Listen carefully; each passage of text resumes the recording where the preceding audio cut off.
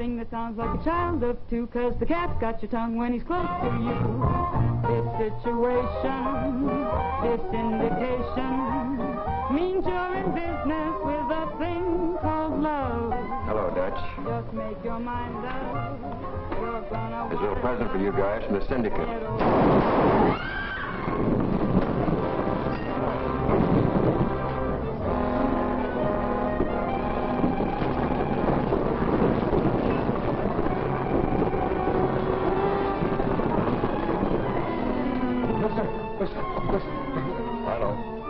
Just got blasted in booth 5.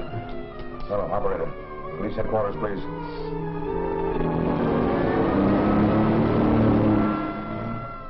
Positively amazing. A couple of guys get murdered in a crowded cafe and nobody sees it. Well, some of the patrons might have seen it. They lambed out of here right after it happened. You know who they were? Not by name, no. You're a big help to me, Smitty. Thanks. Lutz, I hear they went right by you. Yes, sir. Think if I took you down to Central and showed you a couple of photographs, you could identify them? Well, you see, sir, I was so scared, I couldn't take my eyes off the guns. I see. Well, maybe if you people spend a little time as guests of the state, it'll improve your memory, huh? Put them in the cooler, Blake. Yes, sir, Captain. What's the charge? I don't know yet. All right, folks. There's newspaper men in, will you? All right, boys. The captain will see you now. Hello, Captain. Hiya, boys. At 11:05 p.m. tonight, Danny Denton and Dutch Kripe, alleged members of the Bugs Kelly mob, were shot to death here by persons unknown for reasons unknown. That's it, boys. Is that all, Captain? That's all I know. Weren't there any witnesses to the crime? There were. We couldn't find them. They landed before we got here. Well, wasn't that considerate of them? See you later. Don't lose your sense of humor, Captain. The job of a crime reporter is just as thankless as yours. Guess you're right, Jim. Oh, by the way, who's Bugs Kelly been squeezing lately? How would I know? I thought you and he were palsy-walsy. I get to know all the mugs. That's my business. Uh-huh.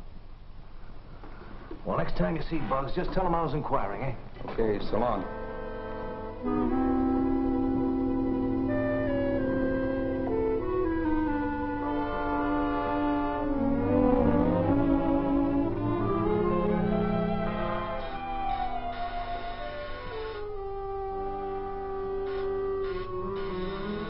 Whoever it is, he's okay. Let him in, Slim. It's me. Is the big fellow in, Slim? Hi, Jim. Yeah, come on in. Hi, Bugs. Hi, pal. Long time no see. Yeah. Hello, Lou. Hey. Pull up a chair, Jim, and tell me what's on your mind. Have you been stepping on anybody's toes lately? No. Why? I've got bad news for you. A couple of your boys were rubbed out last night at Smitty's Cafe, Vanny and Dutch. Did the coppers tag anybody? A few reluctant witnesses. But Captain Ferroni figures you know the answer. Well, it wouldn't be hard to run down the guys that did the job, but... Another crime syndicate killing, huh? What else? They gave me 30 days to join up with them, and the time was up yesterday. What a story that would make if I knew who was back of the syndicate. I wish I knew. You wish you knew. I'd give 10 grand for just one name.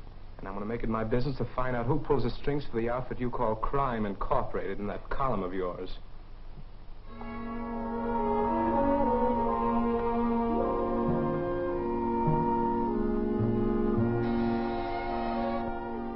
Yes, sir? Have you a copy of the Daily News? Yes, sir. Refer to page 3, column 1. Yes, sir.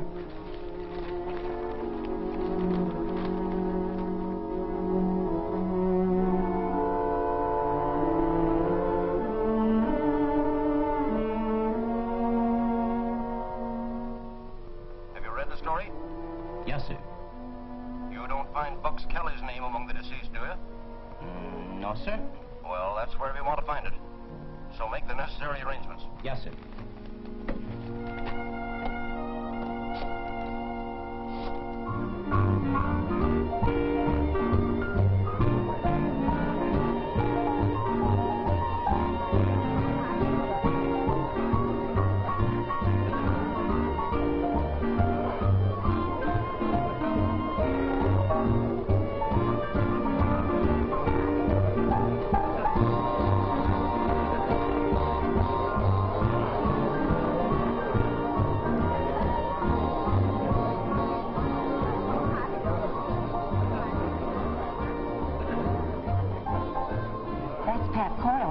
retired criminal lawyer. Isn't he handsome? Is he the one that always wins acquittals for his clients? Yes, that's him. And he certainly collects enormous fees. Who says crime doesn't pay?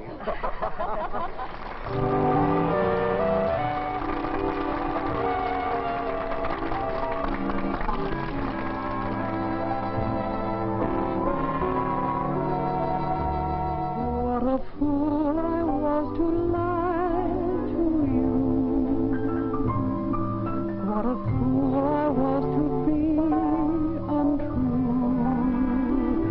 If I could only take away my mistake of yesterday, I'd never be a fool again.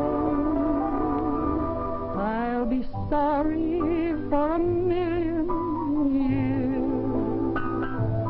Way down deep I've cried a million tears. For I made my own heart break. It just took that one mistake to show what a fool I was.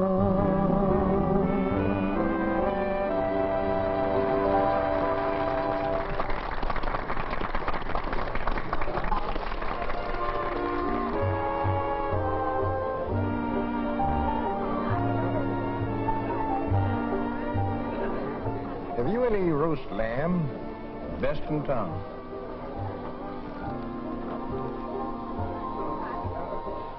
Him too? Uh-huh. In the interest of personal security.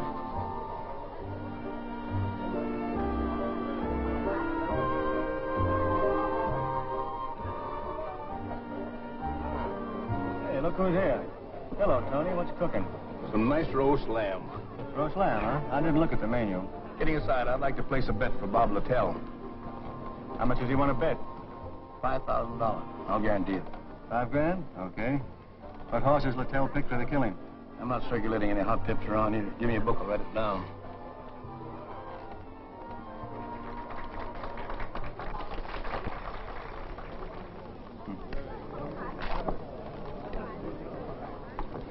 Well, I've got to go back to the office. Anybody going my way? Yes, I am. I've got to go, too. I've got a date. See you later, fellas.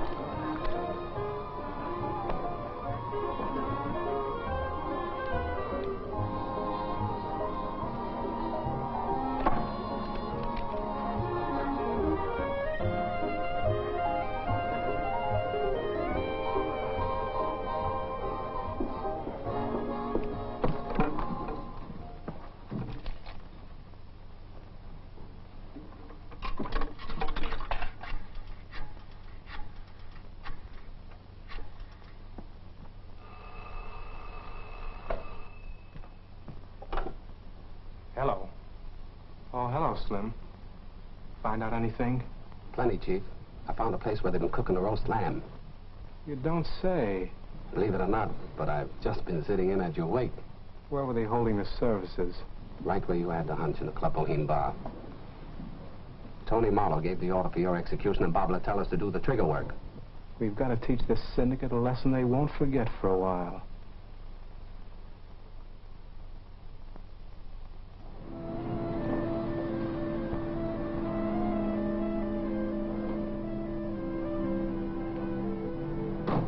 Wait for me, Bill. I won't be long.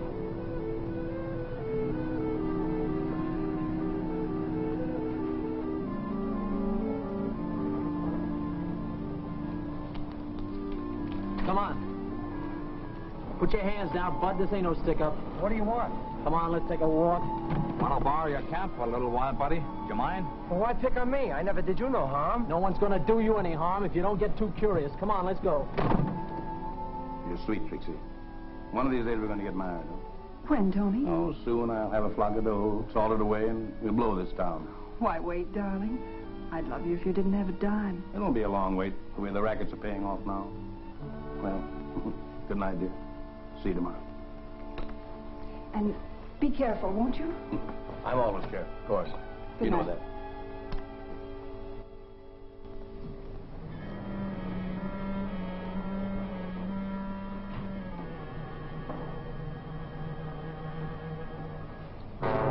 in, Tony.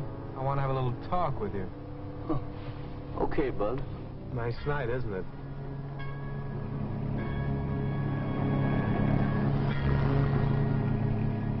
Do you mind telling me what it's all about? Not at all. I hear you've been giving out some hot tips on the horses. I thought maybe you can give me some. Somebody's been giving you the wrong steer. I never played the ponies. Stop stalling. I'm talking about the $5 grand tip you gave out tonight. Maybe this will refresh your memory. I see you recognize your handwriting. Well, how much you want, Bugs? Name your price and I'll get it for you, only just give me a break. Danny and Dutch didn't get a break. Somebody wrote their names on a piece of paper. Well, you wouldn't give me the works without giving me a chance to explain, would you? You wouldn't? Well, maybe that could be arranged, providing you'll do exactly what I say. Well, I'll do anything you want. I'll do... Then shut up until we get to where I'm taking you.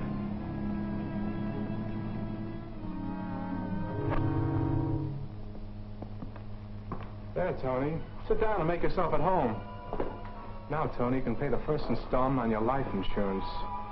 I want you to phone Bob Littell and tell him to meet you in a half hour at the corner of 3rd and Garfield. Yeah, but that'll be putting a finger on a friend. You catch on fast. I'm paying off a bet, Tony. To you or Bob Littell? Which do you prefer?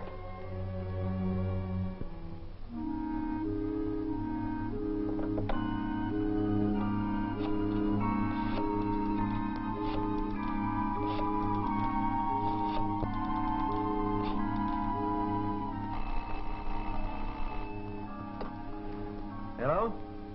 Oh, yes, Tony. What's giving out? I want to get a message to Bob Littell. Do you know where he is? Sure, I can get a message to him. What is it? 3rd and Garfield, huh? Okay, Tony. Goodbye.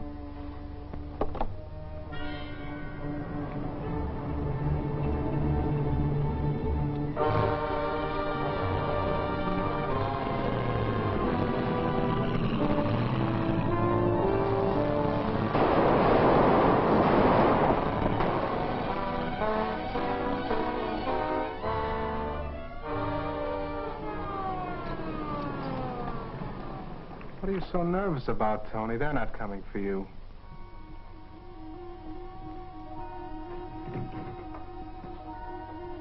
What's new, Lou? Anything interesting been happening? Not much. Oh, yeah, a guy by the name of Littell got gunned on the corner of 3rd and Garfield. Can you imagine that?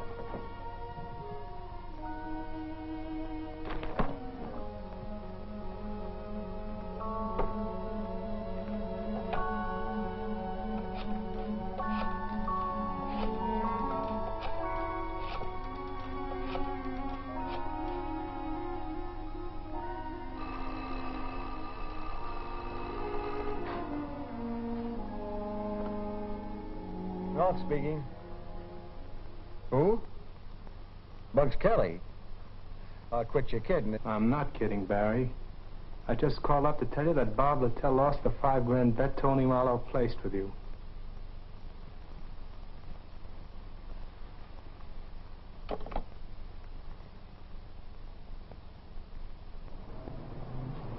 I wish these hoodlums would be more considerate and do their killings at a reasonable hour so us reporters could get some sleep. It's tough on you guys. Why don't you join the homicide squad? Do you suppose this Littell killing has got anything to do with the rub out at Smitty's? No, Littell was only a petty larceny hoot.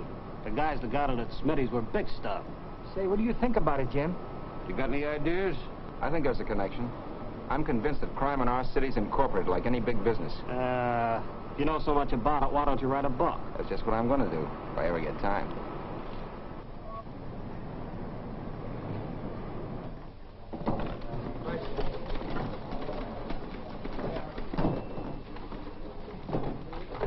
On that 3rd and Garfield kill? Not much. A two-bit gunman, Robert Littell, caught 3 slugs of lead from a person to persons unknown.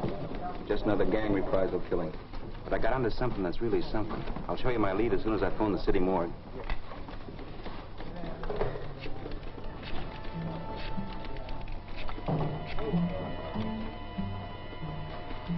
Hello? Stacy? Jim Riley speaking. I'm looking for a body. Male, about 5 feet 10, weight 185 pounds, wearing a tux with a flower in the lapel. No soap, huh? I'm much obliged, pal. No, I'm not giving out any hints this season. You're right.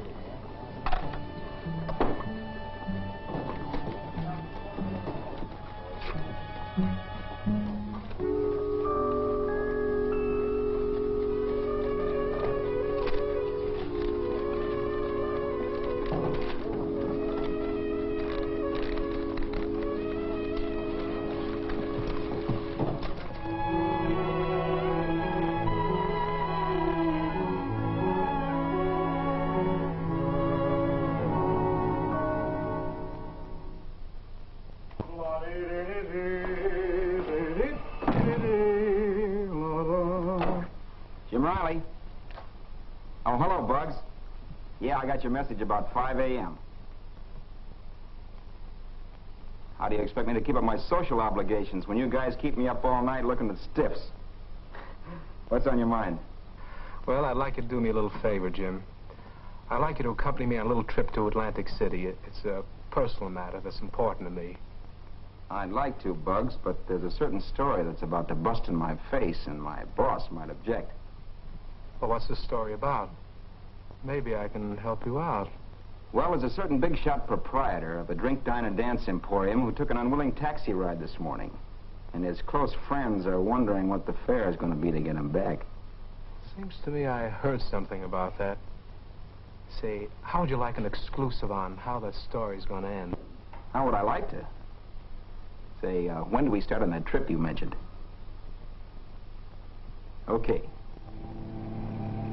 I know we're bound for Atlantic City, but what are we going to do when we get there? Well, I'm hoping you'll do me a big personal favor, pal. And if you do, I'll give you the news story of the year. Well, can't you give me a hint right now? Well, I suppose it would be worth something to you, wouldn't it? To know who's back of the crime syndicate? Would it? You know, I'd write a book. Bugs, I wouldn't be able to thank you enough. I'll show you how you can when we get to Atlantic City. And where we're going, don't call me Bugs. It's Mike Egan, my real name.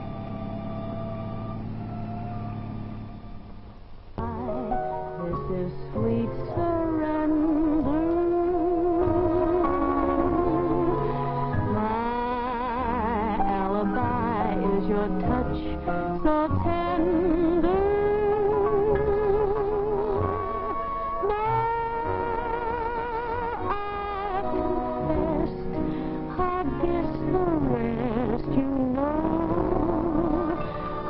So guilty of just falling in love with you. How do you like her, Jim? Great. I'm not just talking about her singing. That's what I think. How'd you like to meet her? What? Well, sure. I'm guilty.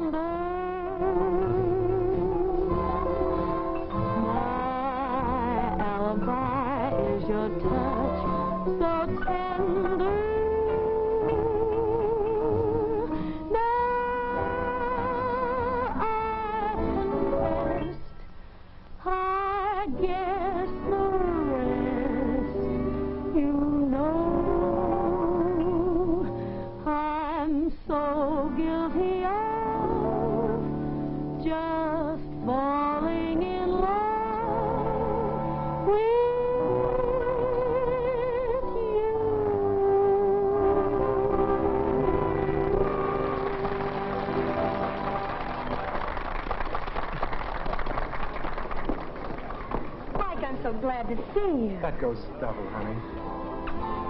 Oh, I'd like you to meet my friend Jim Riley. He's a reporter on the Daily News. Jim, this is my sister, Betty. I'm so happy to meet you, Jim. Well, thanks. I'm happy, too. Oh, come on, let's sit down. Mike, how's your insurance business? Oh, it's fine. That's why I came to see you tonight.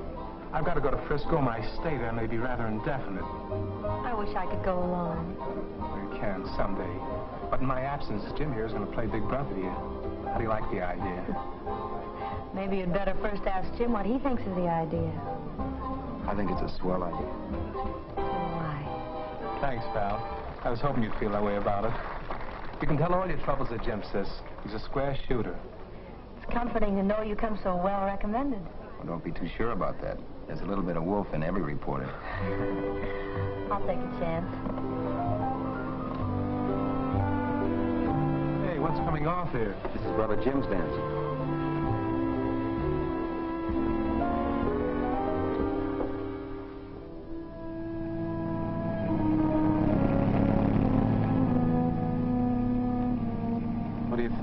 Jim. You've been a clamp for 25 miles at least. Oh, I was just thinking about Betty. She's a wonderful girl, Bugs. You think she's pretty nice, huh? That isn't the half of it. Well, she's freed and over 21. And, Jim, you're okay with me. Thanks. When are you going to Frisco? Well, that was just a stall. You see, I nearly got burned up last night. You nearly got burned up, huh? There, see what a close call I had? This was the order for my execution. Who ordered your execution? The operator of a popular night spot. Tony Marlowe, huh?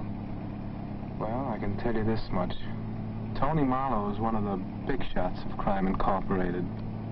And the deceased Bob Littell was hired to do the trigger work on you? Is that a good guess? Could be. But you can't prove it by him. That's why you grabbed Tony Marlowe. So you could sweat the names of the other big shots out of him, huh? How am I doing? Well, I know the fellows that picked him up, but I'm not giving out the names. But there's a rumor around that'll cost the syndicate $100 grand to get him back. It must be a big shot if they want to pay that much for him. Right. And it's my guess it'll be a bigger shot who'll do the paying off. Maybe the top man of Crime Incorporated.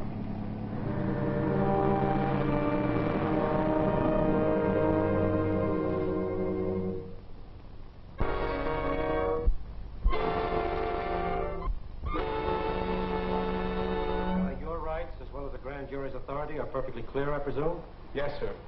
Very well, then we'll proceed. Mr. Kelly, these 3 men were shot to death within the last 72 hours. What do you know about it? What I read in the papers. They were executed by gangland order, weren't they? Were they? Cripe and Denton were your employees, weren't they? No, sir. Somebody's been giving you a wrong steer. Oh, stop lying, Kelly. Even the school kids know that they were your trigger men. Then why don't you question the school kids, Mr. Foreman?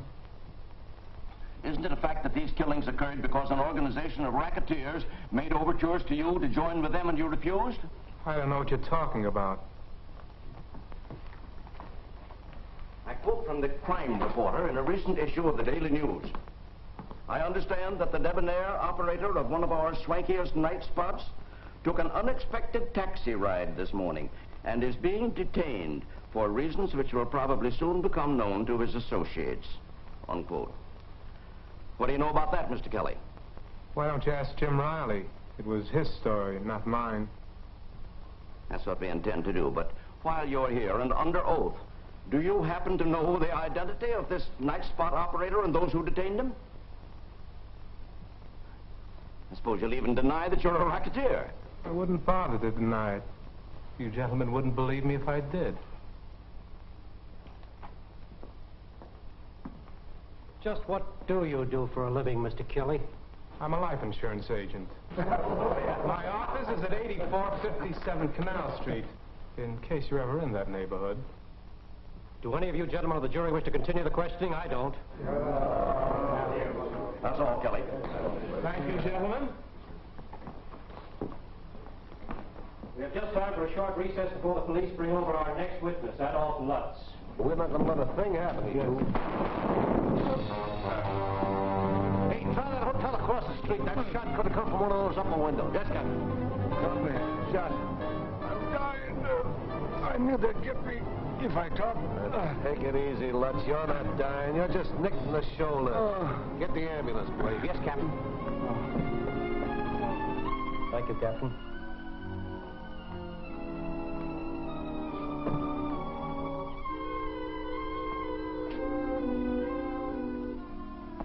Gentlemen, I have some disappointing news for you. The witness we were expecting was just shot at the very entrance to this building. Oh, was he killed? No, thank heaven, but he's so terrified he won't be any use to us as a witness. Who shot him? The police don't know. They never know anything. Well, I know one thing, gentlemen. This proves there's a leak in the police department. There sure is. And if the invisible government we're fighting is more powerful than law enforcement, we're wasting our time. You're right. We might as well abandon our crime inquiry. Gentlemen, please. Look, I agree with you. These hoodlums do seem to have a temporary advantage over us, but I promise you we'll lick them. The decent people of this city are counting on us to fight these crooks to a finish. And gentlemen, that's just what I intend to do so long as there's a breath of life in my body. Dixon is right, gentlemen. We have a sworn duty to perform, so let's do it no matter what happens. Now, let's adjourn till tomorrow morning and get a fresh start. Not a bad idea at all. Come in.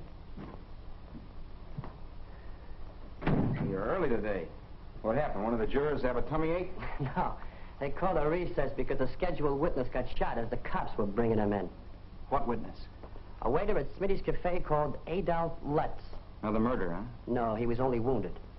An old gag called intimidation. Yeah. Here's today's transcript. Oh, thanks, pal.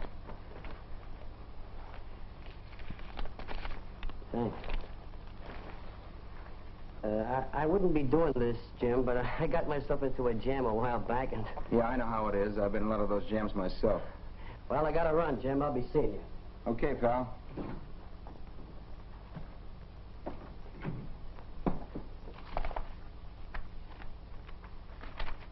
If I don't get word from Tony pretty soon, that Trixie dame's gonna drive me nuts. Get your feet off the desk. I'm calling every 5 minutes. What's Bugs waiting for? He knows he'll get paid off. Putting the squeeze on is as much pleasure for him as collecting the bill. Come in. Messenger just brought this for you.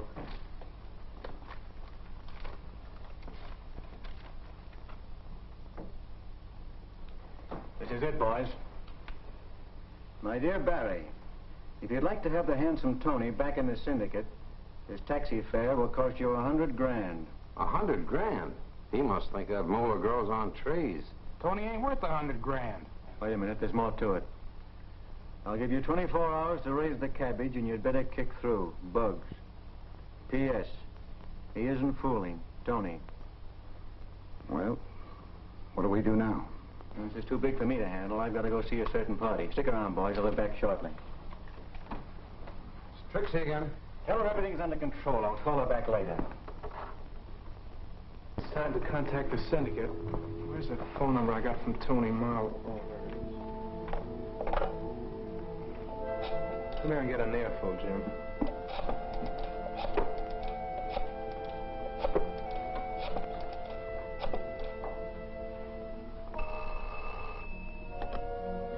Hello? Pat Doyle speaking. This is Bugs Kelly, Pat. Well, Mr. Kelly. What can I do for you? If you've got that $100 grand handy, I'll come over there and collect it. Mm-hmm. As counsel for Mr. Marlowe, that matter has received my attention. The funds you speak of are in my possession. However, I must have your assurance that my client will be returned safe and sound. Oh, yes, I'll take your word for it. When may I expect you? I'll be there in 20 minutes, and you can tell your syndicate triggerman to lay off. If there's any funny business, the joke will be on Mr. Marlowe. Syndicate? Triggerman? I don't know what you mean, Mr. Kelly. Are you kidding? Holy mackerel. Coyle. I just as soon believe the police commissioner was mixed up in this. But maybe Coyle is only acting as Tony's lawyer. Use your head, Jim. Pat Coyle's a syndicate big shot, and you can go to sleep on that. Well, I guess this will hold $100 grand. Will you give me a lift, Jim? Sure.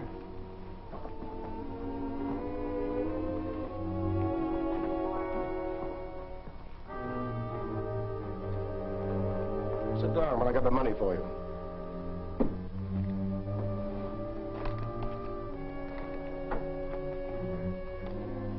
Oh, here we are. 100,000. I guarantee it. I'll take your word for it. Good. By the way, there's a friend of Tony's here that'd like to speak to you. Of course, it's up to you. Okay, I'll listen to him. I'll show him in.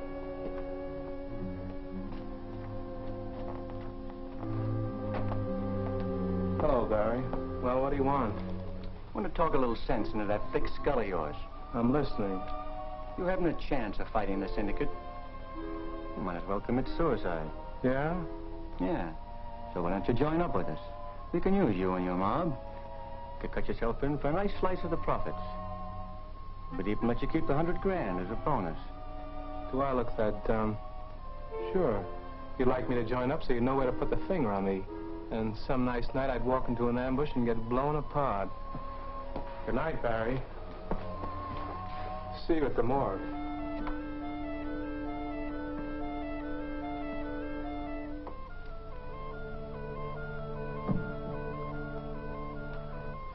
No go, huh? No. Yeah, thought he wouldn't fall for it. He's too smart. We'll get him later. As soon as Tony gets back. Well, Tony, you're back in circulation. Pleasant dreams.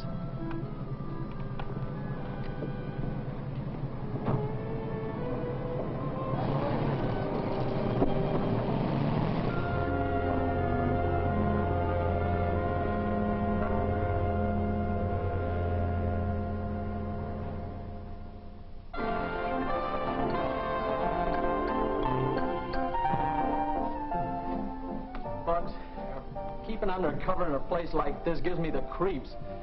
Nobody'd think of looking for his way out here. Why don't you stop bothering me? Can't you see I'm reading a terrific book? Oh, why can't we go out on the avenue, have a couple of beers or something? Okay. I suppose you want to ride on the merry-go-round, too. I like merry-go-rounds. Okay, Junior, let's go. Okay.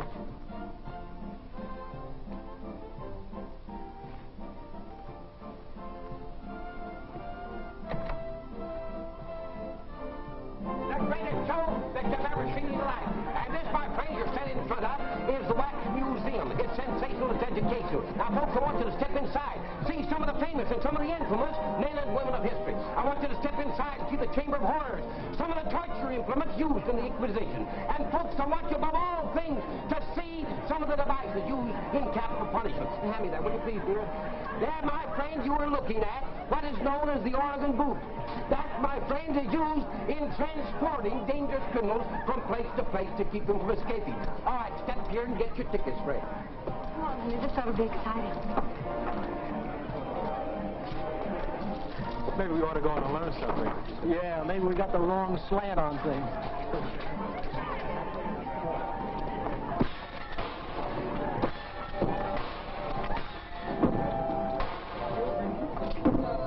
We're going into the waxworks.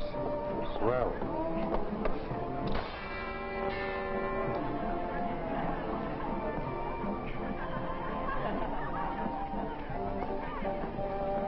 Hey, Lou. Who's that?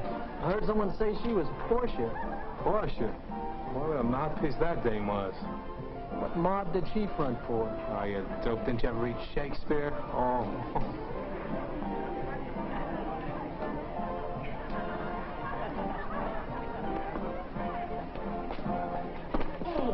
I'm awfully sorry. All right. Hey, I've always wondered what it would feel like to sit in the old hot seat. No, don't, Bugs. It's bad luck. Don't be silly. I ain't gonna die in the electric chair.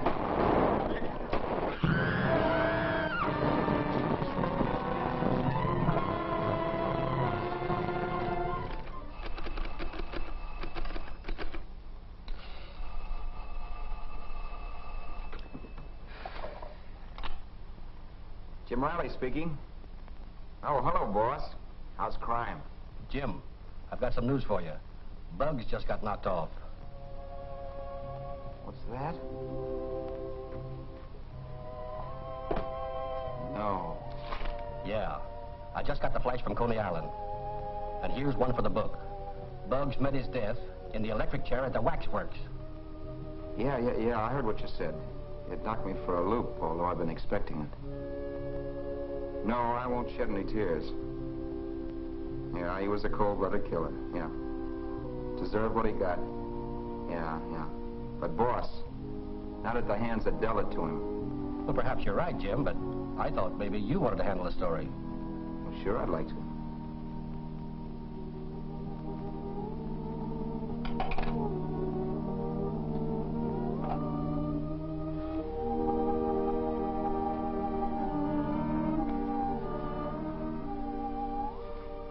break for you, kid.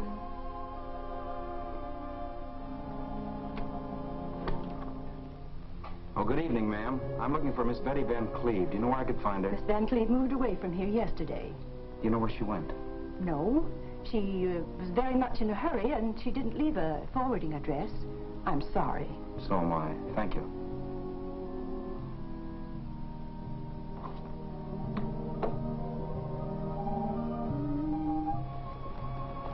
No luck, huh? Nope. Gee, that's tough. Where do you want to go now? Back to New York City. And, take these home to the little woman. Gee, that's swell. Thanks.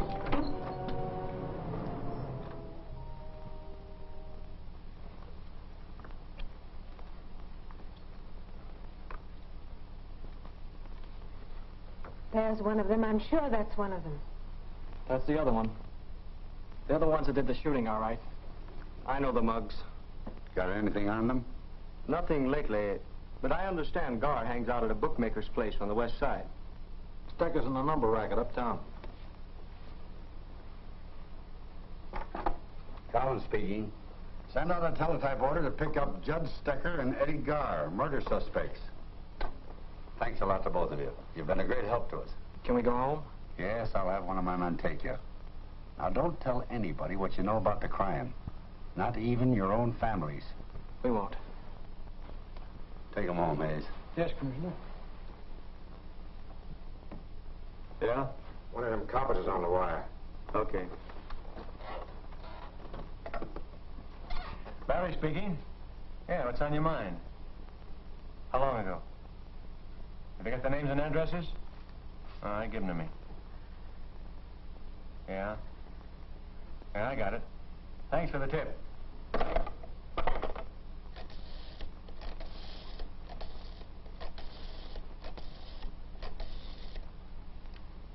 You know who. Now get this.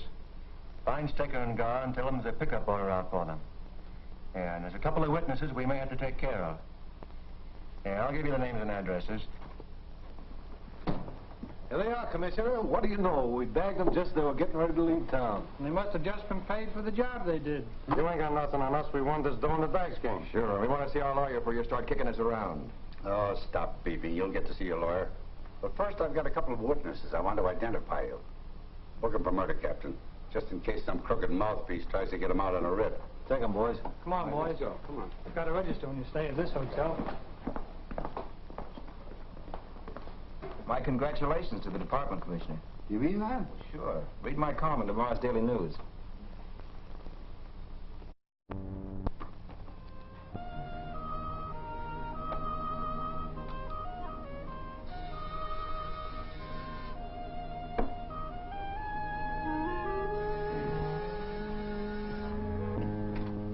Oh, it's you. Come in. Hello, Jim. How are you? Here's yesterday's transcript. This'll keep you up to date. Okay.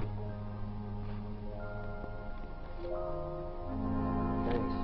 Today's proceedings were the worst yet, with Dixon out of town. You got bored, so we had to take a vacation, huh? No. Eddie Gar sent word through his old lady that he wanted to talk. So Dixon trained up to the big house last night. Oh? You don't know what Gar wanted to talk about, do you? No, but I guess he's finding prison life too confining, and he wanted to cry on Dixon's shoulder.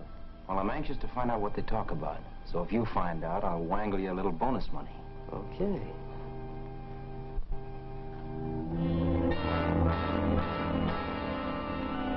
Naturally, I'm interested in getting the lowdown on the killing of Bugs Kelly and his henchmen. But I want you to understand that nothing you say will alter the sentence the court gave you. I have no bargain to offer you. Yeah, I know. Did you hear that? Hear what? That voice keeps whispering all the time. Don't be a big sucker, Eddie. There's another one, saying the same thing. Don't be a sucker and take the rap, Eddie. When the guy who hired you to cool Bugs is strutting around having a good time. But who followed that gang to Coney Island, huh? I did. Who gave him a dose of lead? I did. Who took the manslaughter rap? I did. Who's making a sucker out of me? Tony Marlowe. You mean to say that Tony Marlowe hired you to cool Bugs Kelly? Of course he did. He's the finger man for the syndicate, ain't he? Is he? That's what I said, didn't I? Oh, I know. He takes the orders from someone higher up, but he's the guy who says who does it to who and for how much. If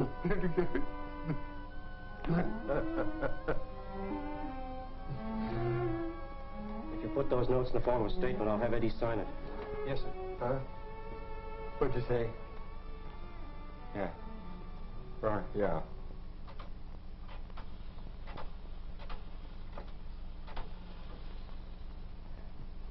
Hello, Mr. Marlowe, please.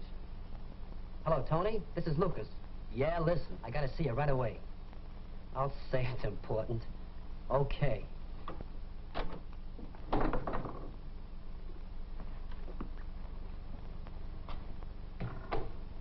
You're as nervous as a cat. What's the matter, pal? I've got some information for you this time that ought to be worth $5,000. $5 grand? It's got to be good at worth that kind of dough. Give me a little hint. Dixon went up to the state prison last night, and he's on his way back with plenty of dynamite.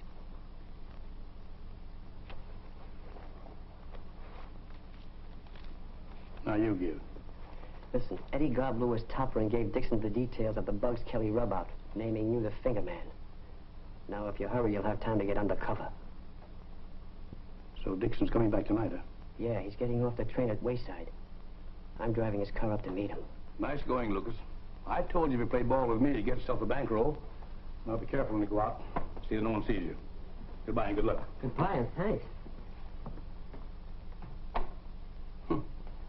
So he's getting off at Wayside, eh? Jim Riley speaking. Oh, hello, pal. Say, I was just talking to Dixon, long distance. Whatever made you suspect that Eddie Gobb might have something important to tell him? Did he sing? The lid's off, Jim. Dixon's on his way back with a briefcase full of dynamite. Now, wait. Where can I go to see the show? I wouldn't want to miss this for anything in the world. You might blow yourself to a feat at the Club Boheme around 7:30 p.m., if you know what I mean. I might at that. Thanks a million until I can reciprocate more grandiferously. All right.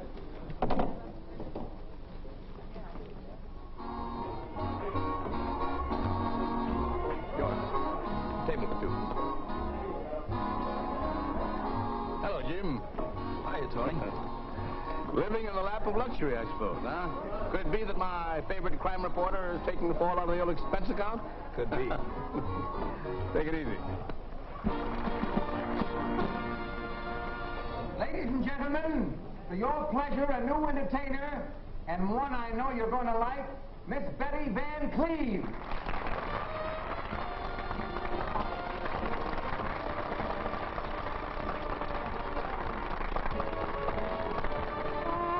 Work in a nightclub, take pictures galore. Although it's a bright club, to me it's a bore. When a man gives my hand a squeeze, I smile and say, your picture please. My hours are long here, commissions are slight. I'm crying my song here, the same every night. There's a hymn on a ling with a herd.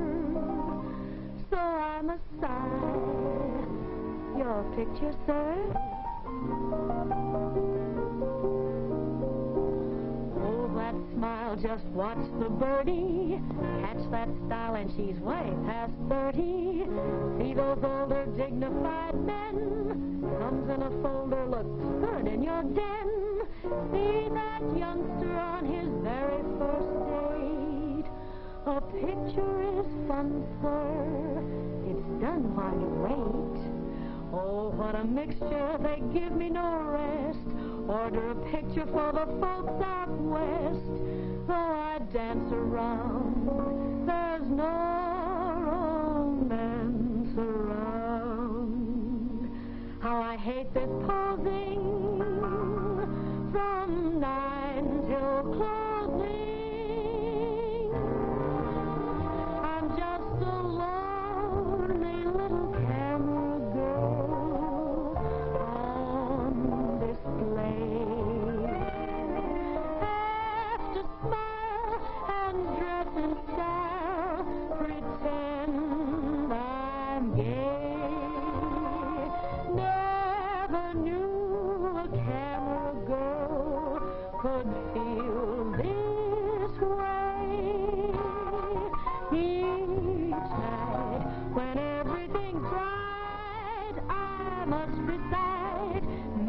to take your picture, hoping that one night the man who is right will come along to claim his girl and carry off the lonely little camera girl.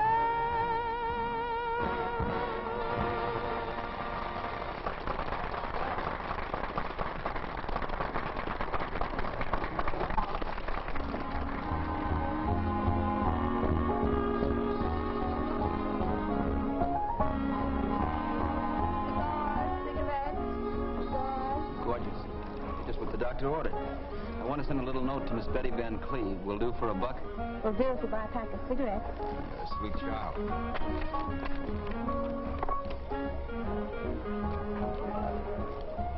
There.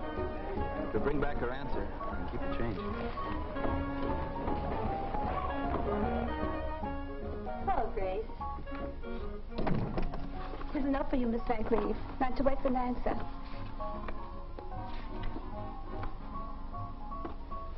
Well, may I borrow your pencil?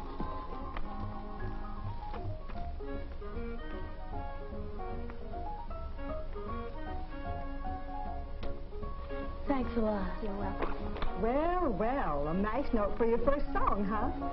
Not at all. The gentleman's an old friend of the family. That's what they all say.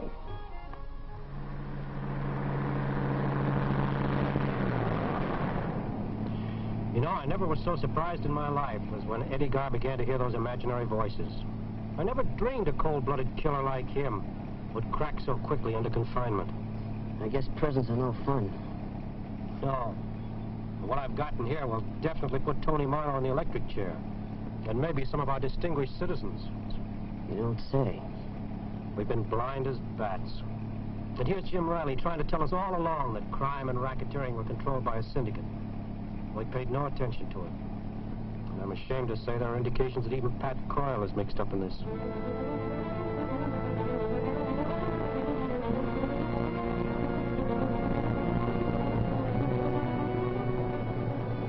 Detour to roadside. Thanks.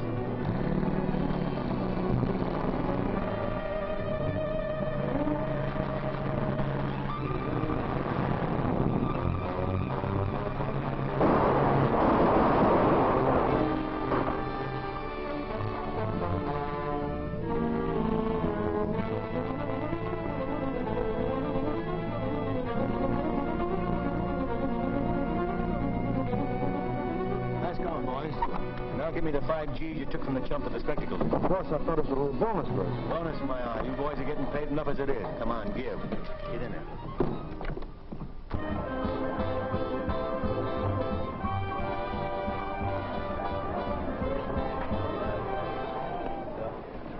You're under arrest, Tony. What have I been doing now? Parking in front of a fire plug? Charges conspiracy to commit murder. Quit your kidding. We're not kidding, Tony. Get your hat. Oh, wait a minute. If you take me on such a ridiculous charge, I'll sue the city of a false arrest. Come on, Tony. What are you guys? What is your full name and address? Anthony Charles Marlowe, 88 Broadway. Just a minute. I want to protest my client's arrest on such a preposterous charge. Before you book him, I demand that you produce evidence to support the charge. We'll have plenty, Mr. Coyle. As soon as Mr. Dixon gets back in town. He's due any minute now. You want it on the phone, Commissioner. It's a long distance. Thank you.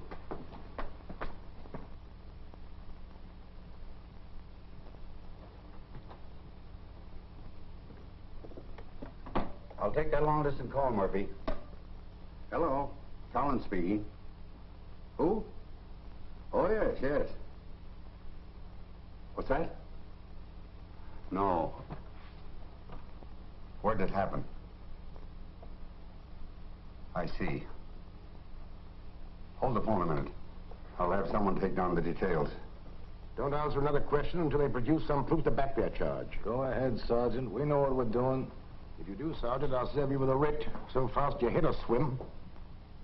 We'll have to turn Mr. Marlowe loose, boys. We have no evidence now to back up his arrest. What do you mean, no evidence? You said the deputy DA was bringing it with him. He was.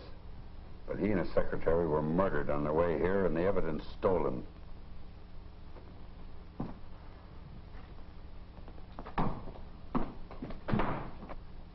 bet that Marlowe knew that Dixon was dead when we arrested him. But we've no way of proving it. He knew all right. Likely as not, he gave the order to kill Dixon. Which means we've got a leak in the department. Come in. I'd like to offer a suggestion if it's in order. Come in, Jim. We can use a suggestion. Don't you think it would be a good idea if you had the warden of the state prison keep an eye on Gar until you can send somebody up there to question him? How did you know that Gar did any singing? What difference does it make who told him? Get me Warden Monahan as quick as you can. Deputy Warden wants 105, 438 right away. Eddie Gar. Yeah, he's inside.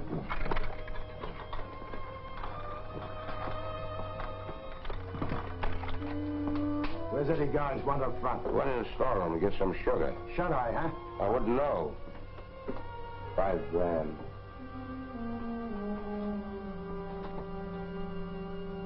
Hey, Eddie. Chief School wants to see you. Hey, Eddie. Wake up.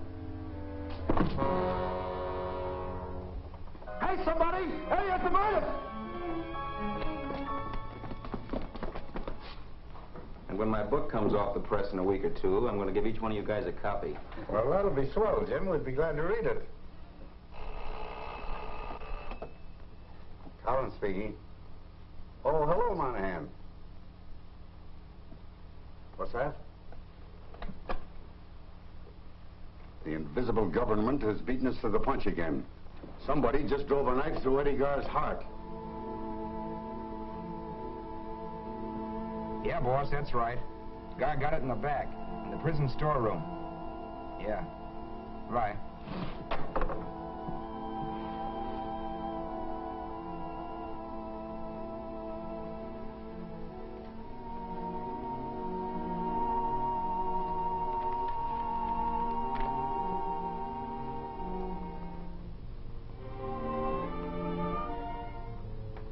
Holy mackerel.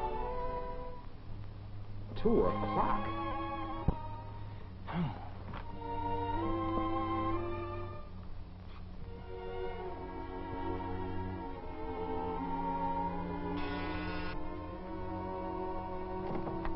Hello, Betty. Hello, Jim. Come in. I've been waiting for you. I'm sorry, it's a little late to be calling on anybody. I know. You had to cover the arrest of Tony Marlowe. Everybody at the Club Bohème was talking about it. Well, that certainly turned out to be a fizzle. But let's talk about you. What was the idea of running away without leaving a forwarding address? You know, I was up there to see you. I'm sorry I missed you, Jim, But what? well, I might as well tell you and save you from any embarrassment. I know about my brother's death. He came up to see me about a week before he died, and he told me everything. Naturally, I was shocked. I never knew he went by the name of Bugs Kelly. I never dreamed I was the sister of a murderer. I'm sorry, Jim. Tell me the truth. You came to Atlantic City that night because Mike made you.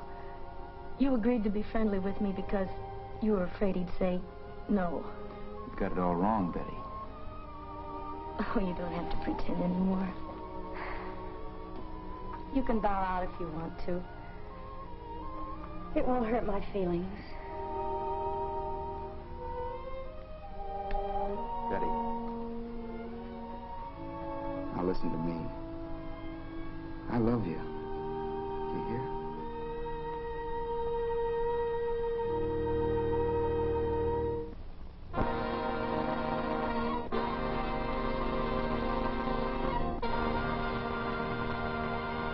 Gentlemen, as you all know, the purpose of this meeting is to form a secret committee to fight organized crime. And I mean wipe it out of our city once and for all. And we have to clean our own house, too. I hate to think that Dixon was murdered because someone in the department was a traitor to the cause of justice. But what else can I think? The public is up in arms, and rightfully so. Now, we've got to put an end to this crime wave or resign and let others more capable do the job. Now, which is it going to be, men? We'll clean it up, Chief. Clean it up, Chief. Gentlemen, as Jim Riley would say, this meeting of the Board of Directors of Crime Incorporated is now open for business. However, as chairman in the absence of our president, I want to sound a timely warning. We can't afford to have any more violence.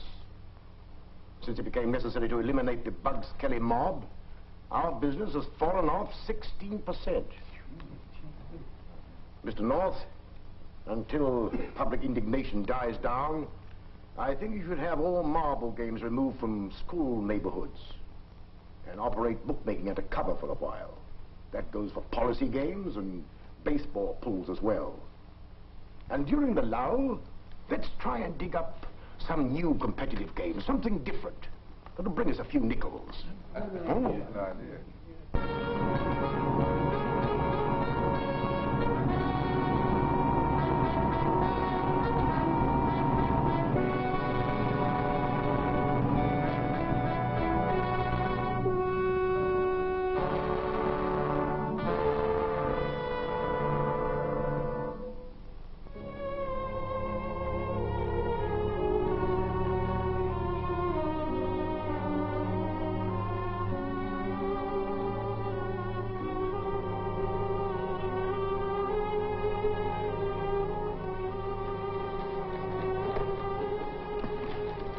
Excuse me.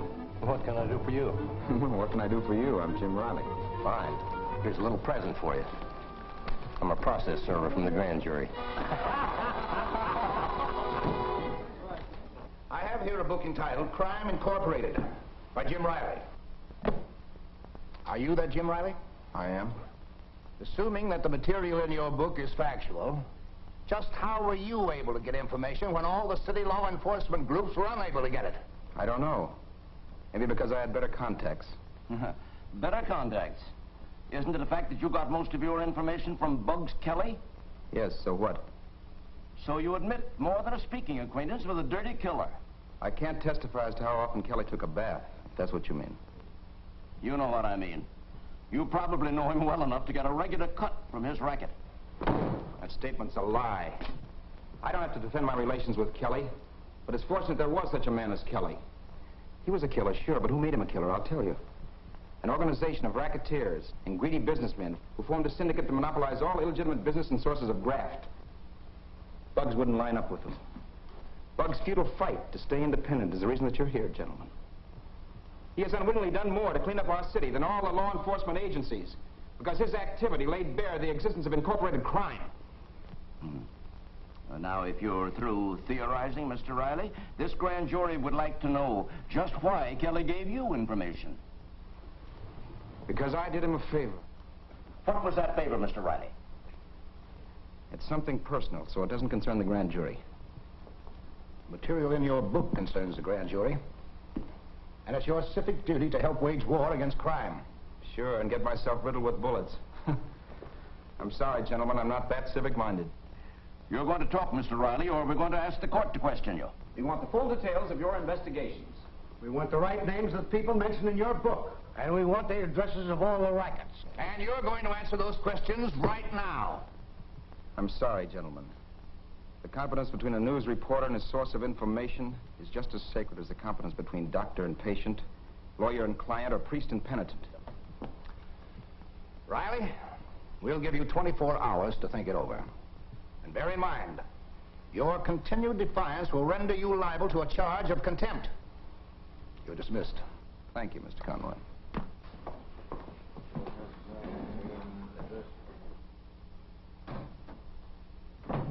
Hello, Jim. Well, you don't look so happy. The grand jury been giving you the works? Yeah, I gotta go back and answer some questions or else. Maybe you'd rather talk to me. You know me better than that. Oh, you don't understand, Jim. I want you to join our secret committee for driving the rats out of town. Who's on the committee? Just a few of the men we can trust, like Ferroni, Finch, Westover, and the foreman of the grand jury. Clark? Yeah. You see the point? If you join our committee, the jury will have to lay off you. Yeah, I see the point. And you might be needing some protection for that charming young lady you've been calling on at a late hour. What charming young lady? When she attended public school number 9, her name was Betty Egan.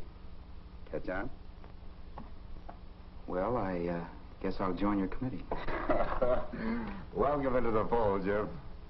Oh, I read your book last night, and I was able to identify quite a few of the characters.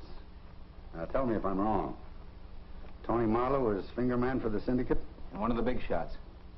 And Barry North's the payoff man. For the small jobs, like killing competition. Well, just where does Pat Coyle fit into the picture? He could be the president or the chairman of the board, since he paid Bugs Kelly $100 grand for the life of Tony Marlowe.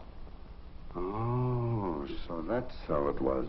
Got any leads we can follow up? Yeah, I've got a couple of leads, but it will require dictaphones and camera traps. Well, this is not an ethical fight. What are they? Well, for one, an old reputable firm, National Brokers Incorporated, on the 6th floor of the arcade building, which Tony Marlowe finds it necessary to visit now and then. And another hits pretty close to home. Let's hear it. Well, some of your force have been making calls on the International Export Company on the 5th floor of the arcade building. What kind of business would they be wanting with an export company? It's just a front. It's the headquarters of Barry North. Here's a list of the callers.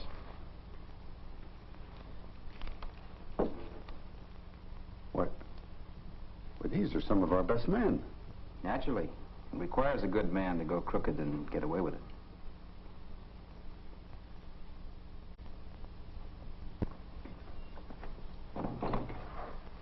Greetings, board members. Greetings, Mr. President. Gentlemen, I have just come from a meeting of the Secret Police Committee, and I am genuinely worried. Jim Riley has become a member of the committee, and there's no telling what he knows of our syndicate activities. What do you propose, Mr. President? I'm afraid it will be necessary to eliminate the Secret Committee. You realize what you're proposing? I, for one, can't subscribe to such drastic measures. Nor I. Your suggestion is insane. Perhaps you two gentlemen would prefer the electric chair. Take it easy. Come, gentlemen, we're wasting time. I propose the immediate elimination of Jim Riley and Miss Betty Van Cleve, an entertainer at the Club Bohème. Mr. Gable, will you give us a report on your investigation of Miss Van Cleve? Betty Van Cleve is just a professional name. She was christened Betty Egan and is a sister of the deceased Bugs Kelly. All those in favor of the elimination say aye. Aye. Contrary, no. All right, Tony, the matter's in your hands. Just a minute, Tony. This can't be the usual gangland rub-out. It will have to look like an accident. Okay, I'll have the boys put him in the Riley car and shove him over the Palisades.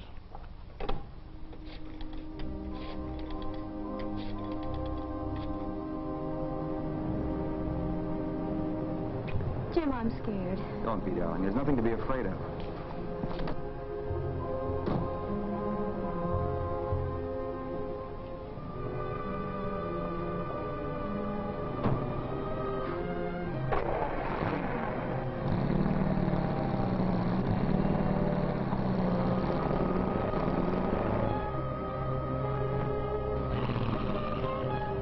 Did you see that man? He followed me from the club. You just imagined it. No. I was expecting I'd be followed. You were expecting to be followed. How come? I suppose it was awfully silly of me, but I listened in on a conversation between Tony Marlowe and Trixie. Betty. Well, I wanted to help you get something on him. You mustn't take a chance like that. Supposing you found out that Bugs was your brother. I know. It was awful stupid of me, because I got caught. Who caught you? Trixie. From now on, you take care of the singing. I'll take care of the crime detecting. I'm sure we were followed. Yeah. Jim, don't you think...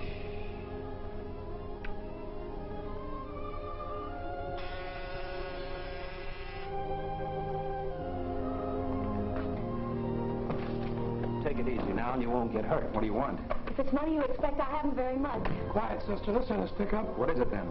Somebody wants to have a little talk with you. Now, get over there by the wall and get your arm. What for? Follow your path as toes your toe. Hold it, boys. Drop those rods. Oh, yeah?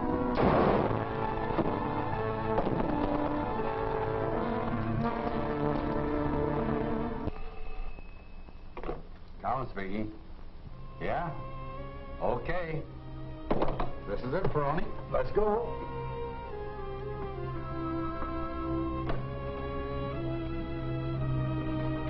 So, gentlemen, our next objective is to control the city elections and place our own men in the key positions. Then we shall be impregnable. I propose that... Yes? I see. Thanks. Gentlemen, the meeting is adjourned. We're about to be visited by the law.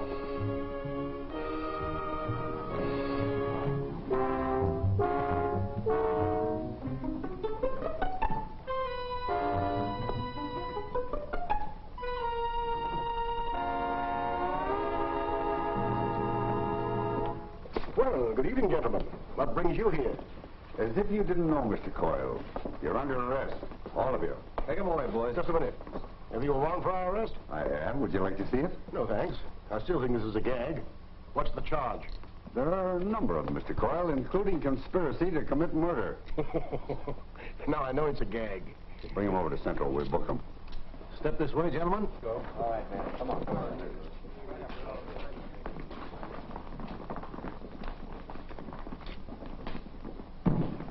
And now, Captain Finch, I think it's about time you joined the rest of the rats. Me? You. I'll take your gun if you don't mind. There aren't enough words to express my contempt for a crooked officer. You've got nothing on me. Your partners in crime, Sergeants Busby and Hess, are already locked in a cell. And I hope the three of you burn for this. He's only bluffing, Captain. He'll have to release us when he can't produce enough evidence to bind us over for a hearing. You're mistaken this time, Mr. Coyle. In 30 minutes, the evidence will be shown you and the grand jury in Captain Ferroni's squad room. Gentlemen of the jury, as district attorney, I'm about to present some evidence collected by our police department in its effort to suppress crime. This is not regular procedure, but I'm going to gamble that it will bring this case to a quick conclusion. You said it, Conroy. It certainly is not a regular procedure. Go ahead, Sergeant. You turn out those lights, please. Right.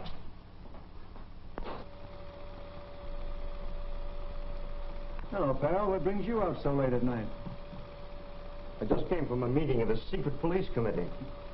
You'd better get the idea out of your head that this committee is a joke like the grand jury. You're breaking my heart. What's on your mind? I want to collect the money I won in the races last week. I don't think you have any dough coming after the way you fell down on the gar and sticker job. That wasn't my fault. I tipped you off in plenty of time. Gentlemen, I have just come from a meeting of the secret police committee, and I'm genuinely worried. I propose the immediate elimination of Jim Riley and Miss Betty Van Cleve. All in favor of the elimination, say aye. Aye. Contrary, no. All right, Tony, matters in your hands. Just a minute, Tony. This can't look like the usual gangland rub-out. It will have to appear to be an accident. Okay, I'll have the boys put him in the Riley car and shove him over the Palisades.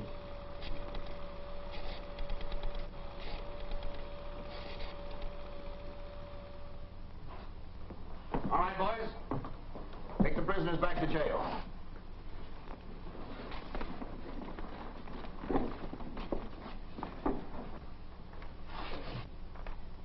Gentlemen of the jury, in the involuntary absence of our late but unlamented foreman, it becomes my pleasant task to announce to you that you have voted a true bill, charging the entire membership of Crime Incorporated from the highest to the lowest with murder in the first degree.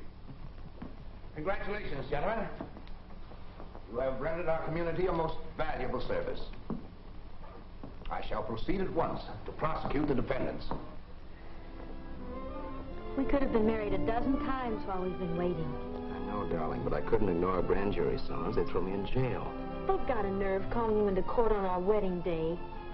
Maybe they want to save me from a dire fate. Mr. Riley, you may come in now. I'm sorry, darling, you can't come in here. Where you go, I'm going, dear. That's all right. She can come in with you. She can. Sure. Come on, Jim.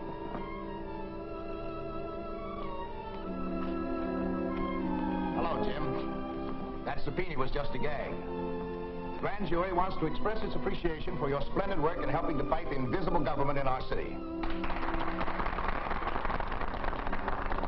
Was that all you wanted? Well, yes. Why? Well, if Betty and I had known that, we could have gotten married before we came over here. What's that? Does somebody want to get married? Is it you, Jim? Well, darling, this is Judge Poole, legal advisor to the grand jury. Judge, this is my wife. I mean my fiancée. This is a pleasure, my dear. Well, you have some illustrious witnesses here. Get out the marriage license.